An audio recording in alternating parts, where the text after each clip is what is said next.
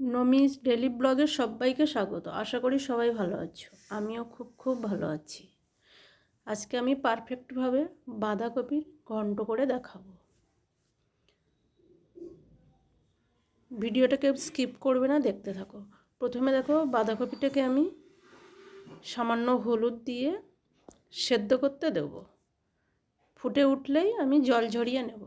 তারপরে এখানে দেখো, বাঁধাকপি ঘন্ট বানাতে আমি কড়াইশুঁটি নিয়েছি, পেঁয়াজ, লঙ্কা, আলু, টমেটো। আর এখানে দেখো, কপিটা একটু ভাপিয়ে নেব কিছুক্ষণের জন্য চাপা দিয়ে। ঠিক এরকম সফট করে নেব, বেশি সেদ্ধ করব না। তারপরে একটা কড়াইতে আমি আলুটা ভেজে নেব। হালকা করে আমি আলুটাকে ভেজে নেব। কাঁচা আলু দিলে ভাপা কপিতে কাঁচা কাঁচা গন্ধ ছাড়বে।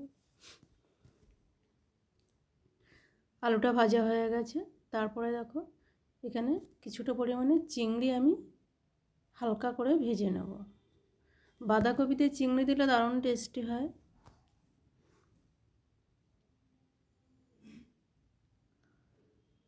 ঠিক এইভাবে আমি ভেজে নিলাম। এবারে দেখো, রসুন, পেঁয়াজ, কাঁচা লঙ্কা, টমেটো এগুলোকে আমি ভাজা ভাজা করে নেব।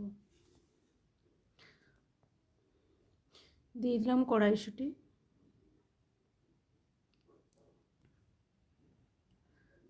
একটু ভালো করে কষে নেব।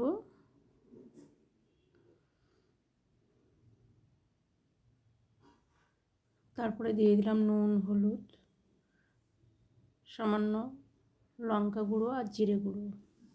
আমি একবারে মশলাটা এখানেই দিয়ে দেবো। তারপরে দেখো, চিংড়িটা দিয়ে দিলাম। ভালো করে এখানে আমি সব কিছু তৈরি করে নেব। কালারটা কত সুন্দর এসছে দেখো। তারপরে দিয়ে দিলাম আলুটা। তারপরে ভাপিয়ে রাখা বাঁধাকপিটা দিয়ে দিলাম শেষে।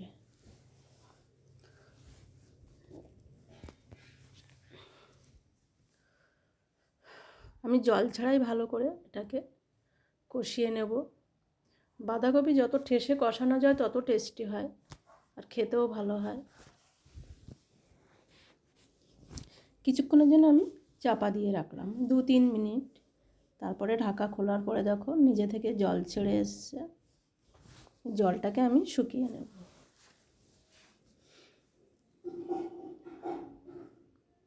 পুরো মাখা মাখা হয়ে গেছে রান্নাটা।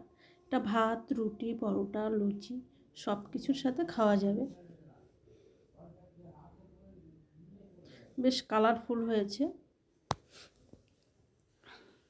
তারপরে দিয়ে দিলাম আমি গরম মশলা।